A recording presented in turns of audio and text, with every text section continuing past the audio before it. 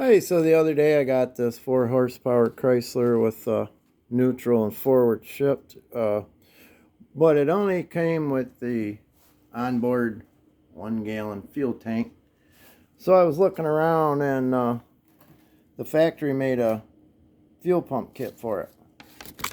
So I got the part number and I went on eBay and bam, I found one. It came with everything you see there. That's the fuel pump. And then there's this plug for plugging the old gas tank. I don't know why it would matter. And then the motor side Chrysler connector. Pre-cut fuel hoses. 3 pieces of that. And then there's a fuel shut off on the side. I'm going to be taking that out. And I'm going to be putting this little barbed connector on in its place. And then I can run it with a beautiful little tank that I made up. This is a Chrysler tank. That was pretty nasty looking. I sanded it right down to bare metal. Me and my partner. I sanded it right down to bare metal, and then I put a couple coats of self-etching primer from Ace Hardware. Yep, I'm looking for a, what do you call it? Yeah, one of them. And then I put 2 coats of, this was for Alice Commerce. I thought it looked pretty close. There's the real one, original color Chrysler tank. And here's the one I did. Let's see if we can get them both in there. Yeah? What do you think? Close enough? Yeah.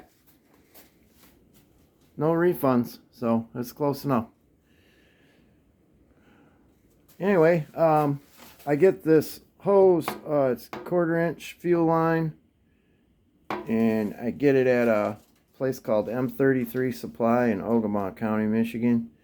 It's a pretty cool place. It's like a surplus store, and they got rope and they got chunks of steel. That's where I got that piece to make my puller that I made up for pulling bearings and stuff, seals. But anyway, and then I get the primer bulbs at a place called Northwoods Wholesale Outlet in Pinconning, Michigan. That's Bay County. And then I order the ends off of, I get those from Catalina Marina, an eBay seller. And it even came with instructions. I just thought I'd show you my carburetor box. That's my Tillotson carburetor box. There's probably 30 carburetors in there for outboards. But I think that's pretty close. There's the real one.